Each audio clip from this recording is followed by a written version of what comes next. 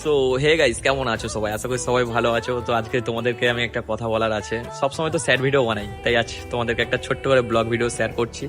জানি না কেমন হচ্ছে, যদি ভিডিওটা ভালো লেগে থাকে প্লিজ একটা কমেন্ট করে জানাবে, তাহলে নেক্সট টাইম তোমাদেরকে ব্লগ ভিডিও শেয়ার করবো। তো ফাইনালি আমার বন্ধু আমাকে নিতে এসেছিল, তো আমরা দুজন বেরিয়ে যাই, বাজারের দিকে রওনা দিচ্ছি, কারণ আমাদের আরো দুটো ফ্রেন্ড আমাদের জন্য অনেকক্ষণ ধরে বাজারে ওয়েট করে আছে। তো যেতে যেতে আমাদের ফার্স্ট রথ দেখতে পাই আমরা দুজনে, তো ওখানে দাঁড়িয়ে পড়ে রথটা দেখছিলাম। তো তারপর আমরা দুজনে বেরিয়ে গেছিলাম, তো ওখান থেকে এসে আমাদের বন্ধুদের কাছে চলে এসেছি, আমরা সব চারজন একসাথে হয়ে গেছি। তারপর ওখানে আমরা কিছুক্ষণ কথাবার্তা বলছিলাম, তো বলতে বলতে একটা রথ চলে এসেছিল। তো দেখো ওখান থেকে ওরা কত জোরে জোরে বাতাসা ছুড়ে মারছিল, যার যেখানে পড়ছে, মাথায় পড়ছে, কারো চোখে পড়ছে, কেউ দেখছে না, সব বাতাসা ঘোরানোর ব্যস্ত। তবে একটা আম ছুড়ে মেরেছে আমাদের দিকে, সেটা ক্যাচ হতে পারিনি, পড়ে গেছিল নিচে। তারপর ওখান থেকে আমরা বেরিয়ে আসি, বেরিয়ে আসার পরে দেখো এখানে বাচ্চারা কত সুন্দর লাঠি খেলা দেখাচ্ছিল।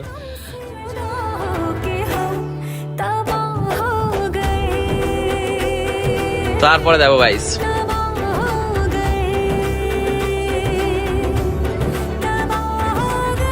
সময় দেখো চৌতন্য দেবের মতন হাত তুলে কত সুন্দর নাচ করছে, কত সুন্দর দৃশ্য না এটা। তারপর দেখতে দেখতেই আমাদের কাকদ্বীপের সবচেয়ে বড় রথটা চলে আসে আমাদের সামনে। তো এইটা দেখার জন্য আমরা দাঁড়িয়েছিলাম ওখানে। তো দেখো গাইস, এটা আমাদের কাকদ্বীপের সবচেয়ে বড় রথ। তো এটা দেখে যাওয়ার পরেই আমরা চলে গেছিলাম, কারণ মেঘলা হয়ে গেছিল, বাড়ির দিকে চলে যেতে হবে, তাই আমরা বাড়ির দিকে বেরিয়ে যাচ্ছিলাম। সো বন্ধুরা, কেমন হয়েছে ভিডিওটা? আজকে যদি ভিডিওটা যদি ভালো লেগে থাকে প্লিজ কমেন্ট করে জানাবে, আর যদি কিছু ভুল করে থাকে প্লিজ ক্ষমা করে দিও।